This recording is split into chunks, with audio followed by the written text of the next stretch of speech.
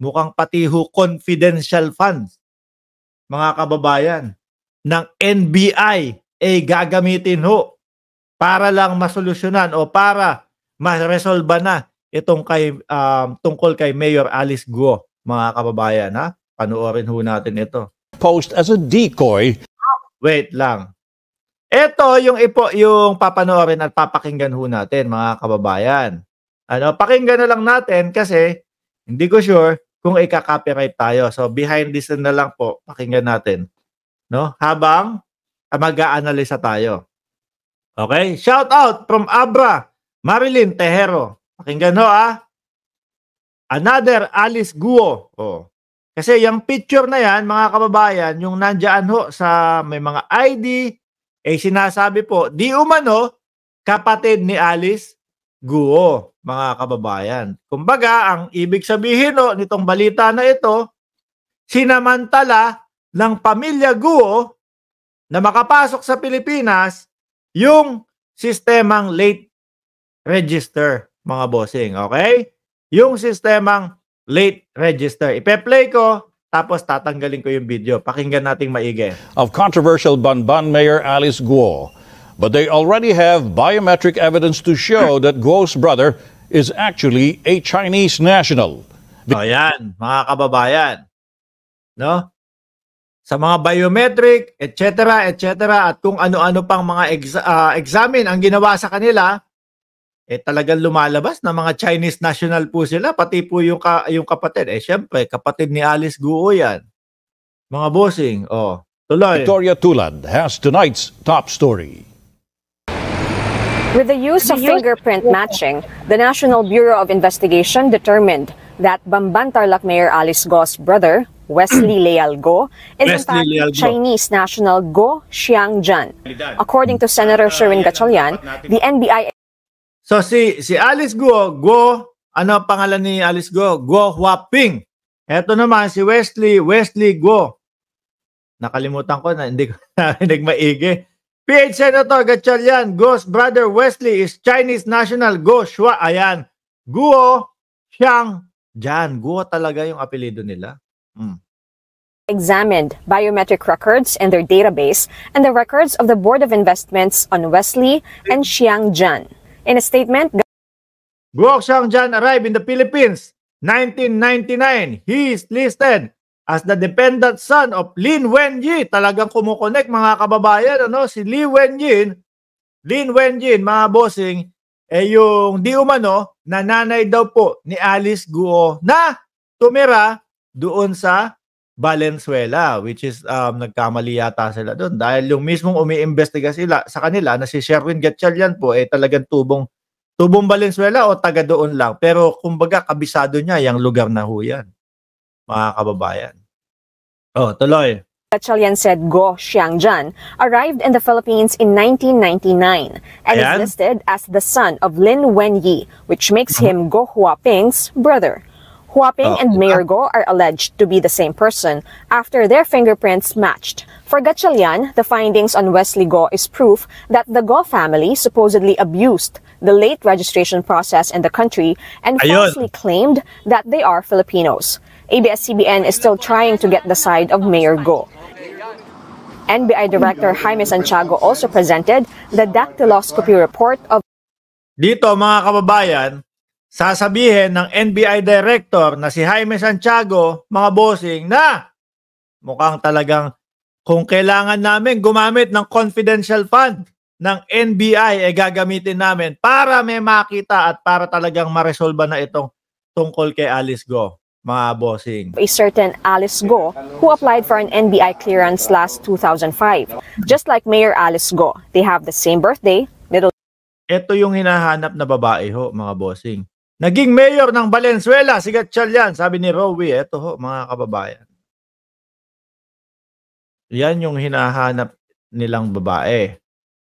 Last name Guo, first name Alice Leal, middle name is Alice.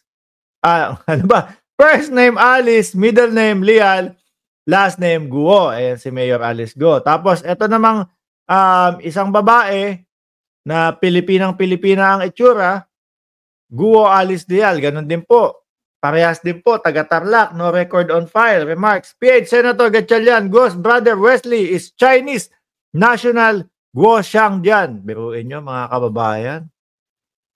Meron hong nagpapatakbo ng isang probinsya natin na hindi Pilipino, na talagang pinagtatanggol pa ng mga totnab vloggers eh. Ano ba yung totnab vloggers? Mga mababantot na mga vloggers, pinagtatanggol pa ho nila mga kababayan. Biruin nyo yun? Oh. Name, and she was also born in Tarlac. But according to the analysis of the NBI Forensic and Scientific Research Service, their fingerprints do not match. Maaring may instruction na kumuha ka ng clearance under this name. Oh, mukhang maaaring may instruction na kumuha ka ng NBI clearance under this name. Oh. Itong tao na to ay... Yan po, mga saglit lang pinuputol-putol ko kasi hindi natin kumbaga hindi natin kabisado kung makaka-copyright tayo nito eh. Gusto ko ipakita sa inyo yung si SPO4 Jaime Santiago o ngayon po ay director po ng NBI. Hindi existent ito. Oh!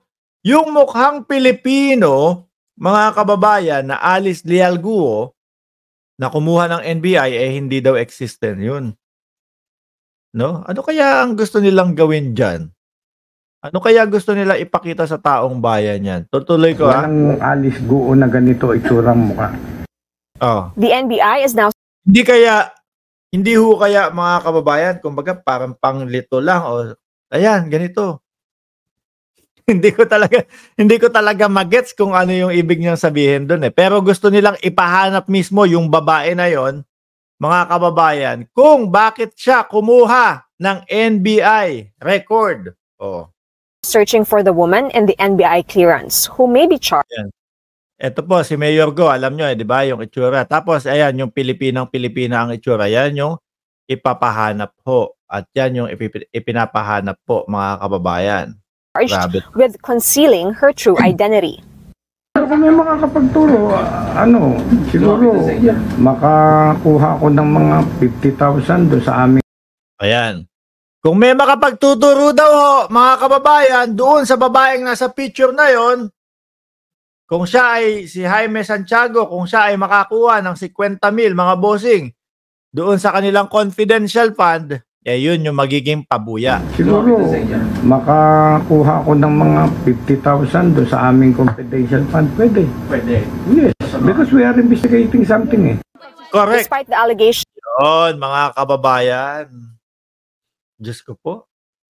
Etong kay Alice Guo, mga boss chief amo sir, halatang halata na at kitang-kita na po no? Pero syempre, ang ating gobyerno hindi naman po sanay sa moro-moro at hindi naman po sanay sa o sige, kahit kulang na yan. Kung kulang pa ebidensya, tamnan na yan. Hindi ho sanay. Kaya po talagang kahit na kitang-kita na po, mga bossing, at huling-huli na po, mga kababayan, kailangan kumpleto pa din po, rekado, yung mga papeles at ebidensya. Bago naman, talagang arestuhin itong si Mayor Alice Guo, mga bossing. Meron o ba kayong kilala na gobyerno noon na nagtatanim ng kaso para mapabilis? Na nagtatanim ng ebidensya para mapabilis? O, sabihin nyo na lang po sa akin. I-komento nyo na lang dyan. Kung meron kayong kakilala na ganun magpatakbo ng gobyerno. Kasi po ang gobyernong Marcos, mga kababayan, hindi. Kailangan kapag tayo ay may aarestuhin, kumpleto ebidensya, kumpleto lahat.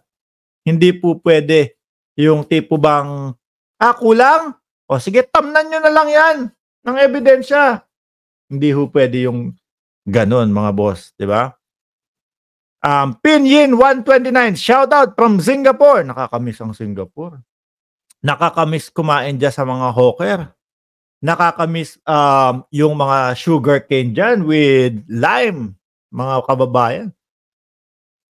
Arturo Villesa, shout out sa iyo. Juan Petiza, Boss Mark, happy 4th of July. Happy 4th of July po. Makakapag-like na rin ako. Salamat, Juan Petiza. Zoe Blanco, good morning Mark at sa lahat. Oh.